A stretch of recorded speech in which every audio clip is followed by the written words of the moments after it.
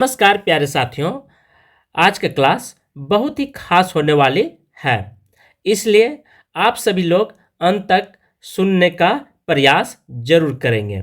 यह क्लास सभी के लिए है, चाहे आप छात्र हैं, बुजुर्ग हैं और युवा हैं, तो जरूर सुने, क्योंकि यह क्लास आपके जीवन को एक आपातकाल से बचाने का प्रयास मैं कर रहा हूँ।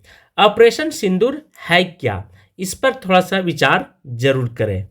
ऑपरेशन सिंदूर जो है, कुछ दिन पहले कश्मीर में आतंकवादी हमला हुआ था। वहाँ पर इस तरह से अटैक किया गया, लोगों को धर्म पूछ करके गोली मारी गई। आपने न्यूज़पेपर, टेलीविज़न के माध्यम से अनेक चीज़ों को जरूर देखे होंगे। ऑपरेशन सिंदूर चलाने का मुख्य कारण यह हुआ कि पाकिस्तान जो है, वहाँ से आतंकवादी लोग पाले जाते हैं और भारत में फिर उसका इस्तेमाल किया जाता है। धर्म पूछ करके किसी की गोली मारना, ये आतंकवादियों का किसी का ये लोग कहते थे कि आतंकवादी का कोई धर्म नहीं होता, लेकिन आज जो है वह साबित कर दिया है, आतंकवादी का भी धर्म होता है। ऑपरेशन सिंदूर भारत सरकार इसलिए चला रही है कि भारत में बैठ करके आपने देखा होगा कि पूरे भारत में लगभग 50,000 पाकिस्तानी भारत में रहते थे। किसी का वाइफ भारत के हैं तो किसी का हस्बैंड जो है से पाकिस्तान के हैं। 9-9, 10-10, 22-22 बच्चे भारत में पैदा कर रहे हैं और भारत की जनसंख्या और वृद्धि कर रहे हैं। तो ऑपरेशन सिंदूर चलाने का मेन कारण यह है कि बहुत सारे हमारी बहन का सिंदूर जो था वो धो दिया गया गोली से। अब यहाँ पे सिंदूर इसीलिए इस ऑपरेशन का नाम रखा गया है कि खून का बदला खून से लिया जाएगा। बहुत सारे आतंकवादी संगठन हैं जहाँ पे पाले जा रहे हैं, तो रात के समय वहाँ पे उन लोगों को खत्म कर दिया गया है। भारत और पाकिस्तान युद्ध यदि आप कहें तो यहाँ पे 4 बार यह युद्ध लड़ी गई है भारत और पाकिस्तान के बीच में। कब कब? 1948 में प्रथम, उसके बाद 1965 में वार हुई थी, उसके बाद 1971 का वार, ठीक है, और लास्ट में 1999 का वार, जो कि कारगिल युद्ध के नाम से भी जाना जाता है। भारत बहुत बार युद्ध झेल चुका है, लड़ चुका है, तो इससे बहुत कुछ भारत सरकार को सीखने को भी मिली है। अगले स्टेप में मॉक ड्रिल क्या है?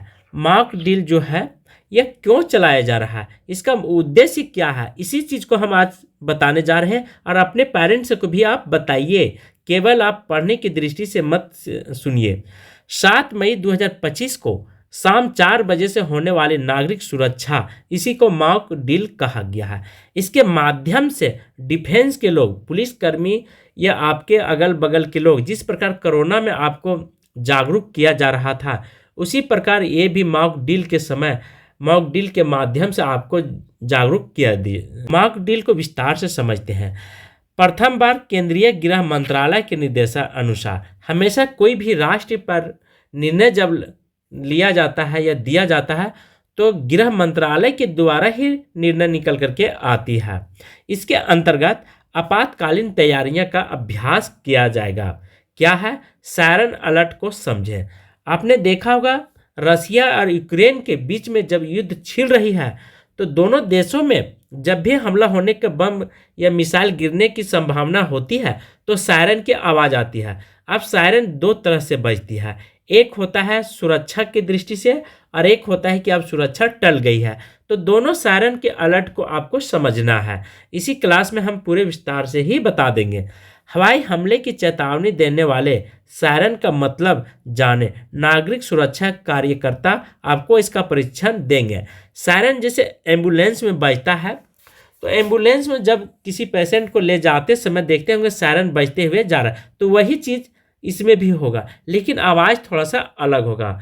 एम्बुलेंस का आवाज़ और यहाँ पे सायरन का आवाज़ आपको एरोप्लेन के माध्यम से पूरे क्षेत्र को निगरानी किया जाएगा और सुनाई दिया जाएगा। तो हवाई हमले से बचाव के तरीके के सीखे और छात्रों के लिए विशेष प्रशिक्षण सत्र होंगे। हमले की बचाव के तरीके के सीखे। क्रैश ब्लैक आउट प्रक्रिया का पालन करें। ब्लैक आउट रात के समय पूरे घर में शहर में बिजली काट दी जाएगी। बड़े बड़े शहर में इमारत को निशाना बनाया जाएगा। दुश्मन जो होगा वो सबसे पहले सार्वजनिक जगहों को निशाना बनाएगा और ज़्यादा से ज़्यादा फैक्ट्रियों पर ही, जहाँ से सरकार को, लोगों को उससे लाभ होती है। जैसे जमशेदपुर टाटा को, वहाँ पे आप देखे होंगे बहुत सारे चीज़ों से निगरानी किया जा रहा है, तो उसे सुरक्षित रखा जाएगा, क्योंकि टाटा जमशेदपुर बहुत ही पूरे विश्व में यह जो कंपनी है हर चीज़ का उत्पादन करती है। तो दुश्मन चाहेगा कि इसकी उत्पादन क्षमता कम कर दे और कमर को तोड़ने का कोशिश किया जाएगा। तो कमर तब टूटेगी किसी भी देश का जब आप वहाँ के सीधे बुनियादी ढांचा को बर्बाद करने का कोशिश करेंगे। शहर की बिजली एक साथ बंद हो सकती है ताकि हवाई हमले से बचा जा सके। घबराए नहीं, यह सुरक्षा के लिए किया जाएगा। निकासी योजना में सहयोग दें। जैसे आपातकाल में सुरक्षा निकासी के लिए मॉक ड्रिल में हिस्सा लें। आपने देखा होगा कि यूक्रेन और रसिया के बीच में जब युद्ध हो रही है तो बमबारी होता है, तो बहुत सारे लोग घरों में रहते हुए अचानक रात में बम ब्लास्ट हो जाती है तो दब जाते हैं। तो वहाँ आपातकाल की सुरक्षा की व्यवस्था की जाती है। वहाँ पे लोग लगे हुए रहते हैं, जेसीबी रहता है, बहुत सारे और भी हथियार रहते हैं, मशीन रहते हैं, खोद खोद करके उनको निकाला जाता है और एम्बुलेंस के माध्यम से फ़ौरन उनको मेडिकल सुविधा दी जाती है। तो इसी को निकासी योजना नाम दिया गया है। यह अभ्यास झारखंड के केवल 5 जिलों में होगा। ऐसे बॉर्डर इलाकों में हर जिलों को सचेत कर दिया गया है। वहाँ के उपायुक्त और एसपी, डीएसपी, एसएसपी सबको यह बताया गया है कि खास करके बॉर्डर वाले जिलों में, जैसे झारखंड में, यदि आप झारखंड के निवासी हैं तो झारखंड में 6 जिलों को ध्यान रखना है: रांची, पूर्वी सिंहभूम, बोकारो, साहेबगंज, गोड्डा और जमशेदपुर। इनमें से ये सब शहर को इसलिए लिया गया है क्योंकि ये सब उत्पादन क्षमता वाले शहर हैं। इसके आसपास बहुत सारे कल कारखाने, फैक्ट्रियां लगी हुई है, तो यहाँ से पूरे देश को अनेक चीज़ों की सप्लाई होती है। तो सप्लाई चेन को ही बर्बाद करने की कोशिश करेगी, ठीक है, दुश्मन। तो इससे क्या होगा, सप्लाई चेन जब बर्बाद हो जाएगी कि यहाँ के लोगों का हालात खराब हो जाएगी। तो ब्लैक आउट के दौरान वैकल्पिक सुविधाएं भी आपको ध्यान रखना है, जैसे बिजली व्यवस्था। अब बिजली व्यवस्था को क्या करना है, रात में जला करके नहीं सोना है, ठीक है, और जनरेटर भी नहीं चलाना है, इन्वर्टर वगैरह, जिससे दुश्मन को पता न चले कि यहाँ लोग रह रहे हैं। जंगल की तरह एकदम अंधेरा होना चाहिए। टॉर्च आदि का प्रयोग नहीं किया जाना चाहिए। ब्लैक आउट के दौरान सभी खिड़कियों को मोटे पर्दे से ढक देना चाहिए, जिससे अब यहाँ पे दुश्मन जो है से केवल बम और बारूद से नहीं हो, यहाँ पे वार होगा। जल युद्ध तो छिड़ गई है। जैसे देखे होंगे कि बहुत सारे डैम को भारत सरकार ने बंद कर दिए। चिनाब नदी पर जो डैम था उसे भी बंद कर दिया गया। झेलम नदी, ब्यास नदी, ये सब का पानी जो था, भारत जो है, भारत की भूमि है, वो हिमालय पर्वत से निकल करके पाकिस्तान जाती थी। तो भारत की भूमि ऊंचा है और पाकिस्तान थोड़ा सा डाउन में है, तो इधर ही से प्रवाह नदियां का होती थी और इसीलिए भारत सरकार जो है से डैम बना करके सिंचाई के लिए और बहुत सारे बिजली उत्पादन, कल कारखाने चलाने के लिए अपना इस्तेमाल कर रही थी। तो ब्लैक आउट इससे क्या हुआ कि अब पाकिस्तान में सूखाग्रस्त की संभावना बन जाएगी। वहाँ के हालात धीरे धीरे और ख़राब होती जाएगी। ऐसे भी 5 साल 10 साल से पाकिस्तान के हालात जो हैं से ख़राब होती जा रही है, क्योंकि वहाँ पे अर्थव्यवस्था भी चौपट होती जा रही है। लोगों को मॉक ड्रिल के दौरान अधिकारियों के साथ सहयोग करना होगा। जिला प्रशासन आपातकालीन निकासी को सुविधाजनक बनाने के लिए कुछ सड़कों को सार्वजनिक उपयोग के लिए बंद कर दिया गया है। आम जनता के अनुरोध के लिए 4 से 7 बजे घरों की बिजली न जलाएं और गाड़ी और हेडलाइट, ठीक है, ये सब का आपका इस्तेमाल नहीं करना है, ताकि फाइटर विमान जो है ऊपर से आपको देख ना पाए। हमेशा जंगल की तरह दिखाई देना चाहिए, अंधेरा, तभी आप बच पाएंगे।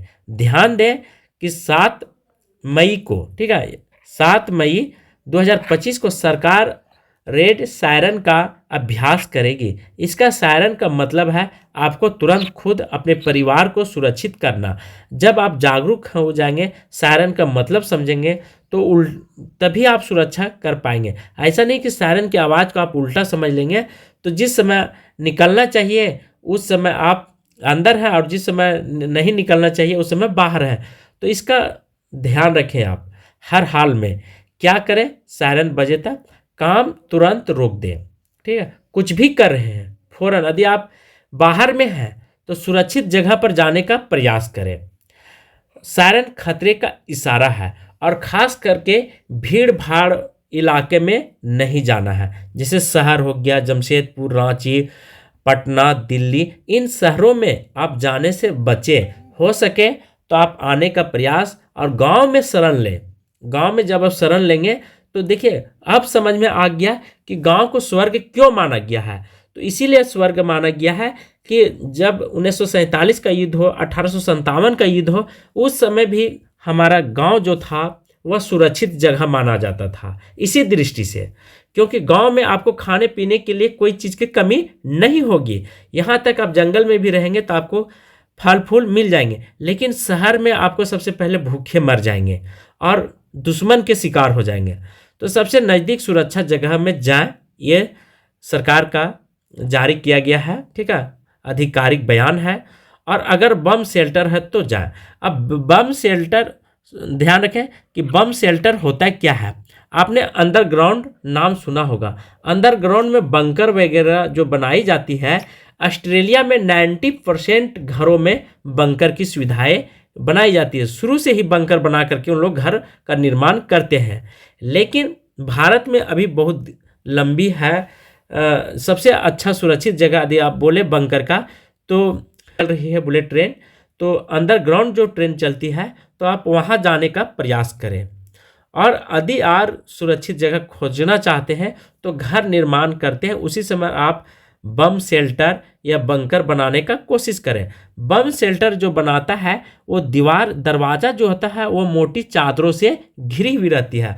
और बम शेल्टर के अंतर्गत अंदर में पूरे सुविधाएं रहती है, खाने पीने का, रहने का, मेडिकल का।